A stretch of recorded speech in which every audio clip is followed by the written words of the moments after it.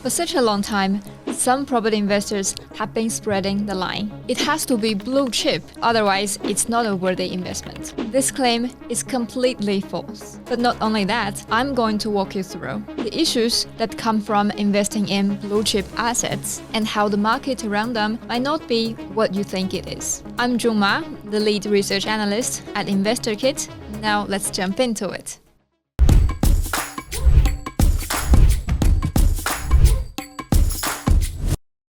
So today we are talking about blue chip suburbs or blue chip locations. Instead of discussing it from a value growth perspective, because I've written a blog about it, I'll put the link in the show notes. If you're interested in it, just check it out.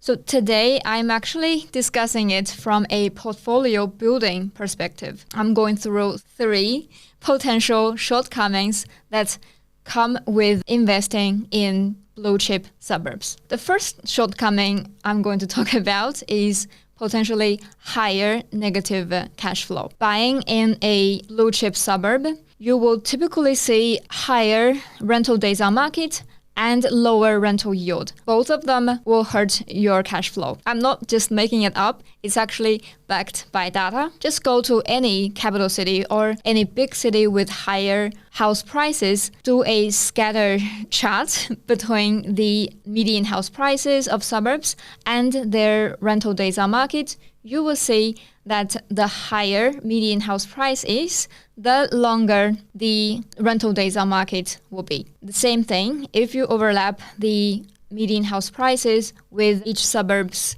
rental yield, you will see a very clear negative correlation between the price level and the rental yield level. Now, to help you better understand how buying in a blue chip suburb would hurt your cash flow, let's do some calculation with an example. As far as all the details and numbers are concerned, I'm going to put them on the screen. And just to keep it simple, I'm going to go through the numbers on a higher level.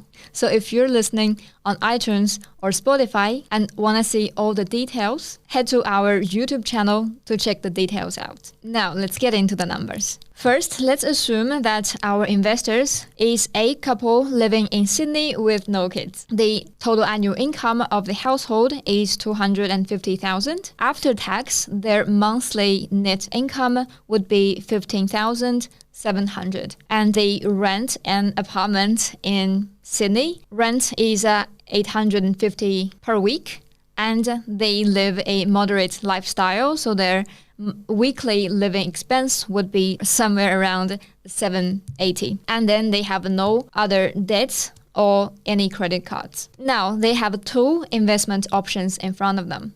One is to buy one house in a blue chip suburb in Adelaide, Burnside, and the other, the house would be costing them $2 million. And the other option is to also spend $2 million, but to spread it into 4 properties across regional Australia in non-blue chip suburbs. So for the house in Adelaide, their monthly repayment for a 80% LVR loan, interest only for now, would be $9,333. Their monthly rental income with a rental yield of around 2% in Burnside would be $3,324. And after deducting all the other outgoings, their net cash flow monthly would be negative $6,855. And now, in the second option, their monthly repayment would still be $9,333.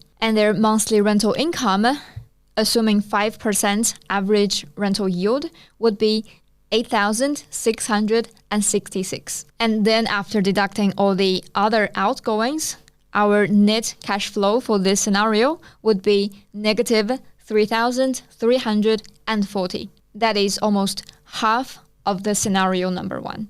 So by going to non-blue chip suburbs with the same investment value and the same amount of loan, you are effectively saving $3,000 monthly. Then the second shortcoming I'm talking about is weaker borrowing capacity. Now let's go back to our Sydney couple investors. 3 options in front of them. Option 1, to buy a 2 million house in a blue chip suburb, still Burnside. To buy this property, they have to maximize their borrowing capacity. With a rental yield of 2% and a weekly rental income of $775, their borrowing capacity for this house, for this purchase, would be only $1,319,000. And now, option 2, if they would like to move away from the blue chip suburbs and to look at suburbs with more moderate houses and a healthier rental yield, for example, Meadowbrook in Brisbane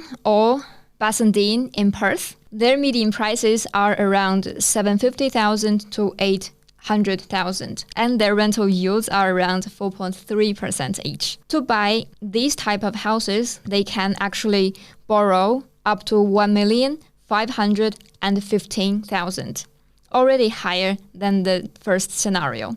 And with this borrowing capacity, they can actually afford 2 of these properties.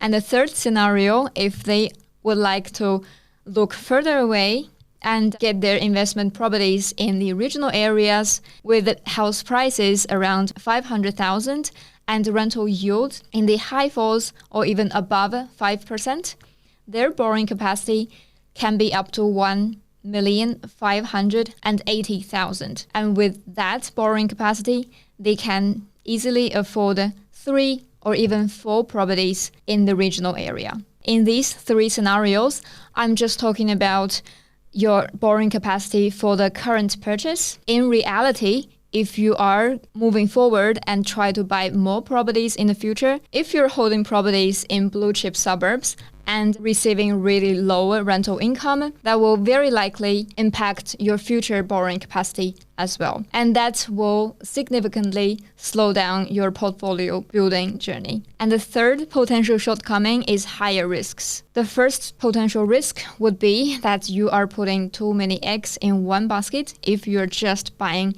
in blue chip suburbs. Back to our Sydney investor couple. If they're buying in Burnside, they are putting all their money, all their loan in one suburb. While if they choose to go regional and buy 3 or 4 properties across the nation, they are putting their money across different markets with different cycles, and obviously their money would be safer in the latter scenario. And 2, blue chip suburbs, their price trend tend to be more volatile than our ordinary suburbs. Now I'm showing you a chart of 2 Sydney suburbs. One is Manly, a typical blue chip suburb, and the other is Bella Vista. 10 years ago, it wasn't a blue chip suburb, but now it is becoming a blue chip one.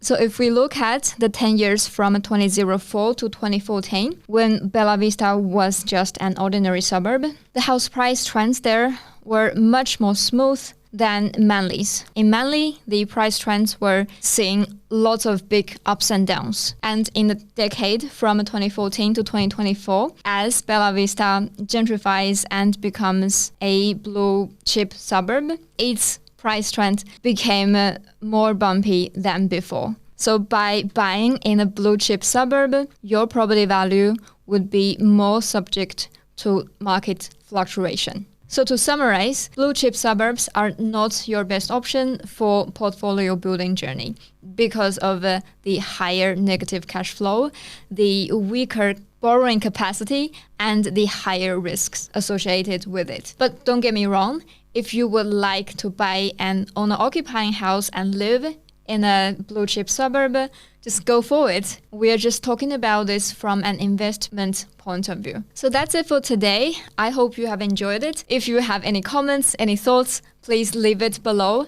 Arjun and I will do our best to reply to every one of them. I'm Junge Ma, the lead research analyst here at InvestorKit.